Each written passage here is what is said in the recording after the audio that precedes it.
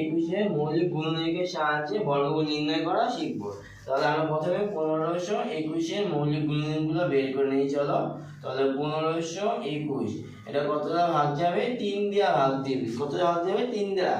যদি আমরা 3 দ্বারা ভাগ করি তাহলে কত আসছে? এখানে 507 হবে।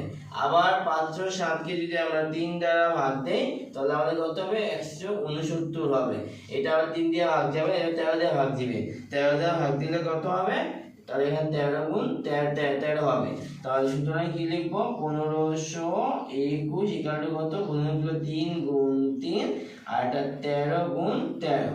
এখন জোড়া আলাদা করবো। 3 গুণ 3 এক জোড়া হবে, আর 13 গুণ 13 এটা এক জোড়া হবে। পরে কি লিখবো আমরা?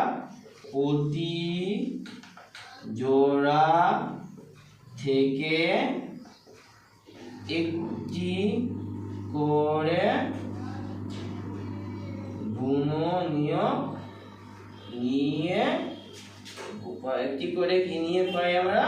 একটি করে গুণনীয়ক পাই।